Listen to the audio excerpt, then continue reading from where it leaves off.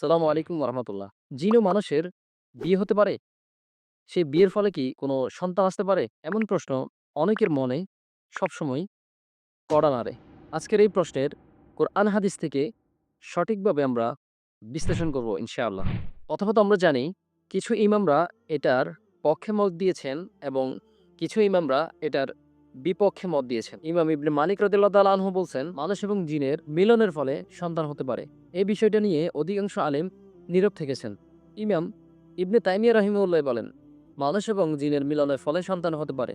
যেমন আল্লাহ তাআলা কোরআনে জান্নাতীদের হুর সম্পর্কে আলোচনা করতে গিয়ে বলেন, আমি তোমাদের জন্য সৃষ্টি করে রেখেছি এক ধরনের হুর যেটা ইতিপূর্বে মানুষ এবং জিন কখনো স্পর্শ করেননি।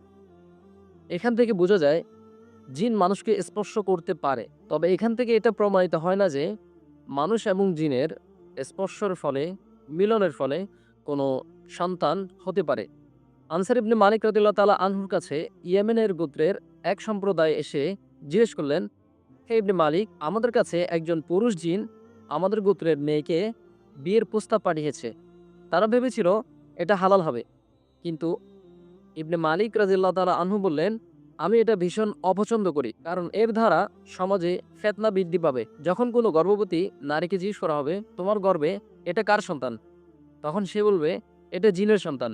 এর দ্বারা সমাজে অধিক পরিমাণে ফিতনা, পাপাচার বৃদ্ধি পাবে।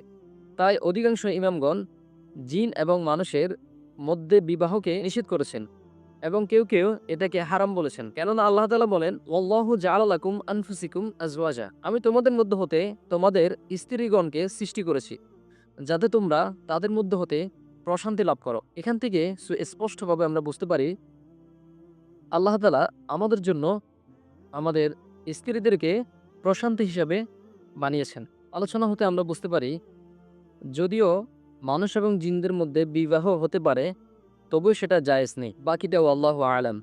আল্লাহ ভালো জানেন। আসসালামু আলাইকুম ওয়া রাহমাতুল্লাহ।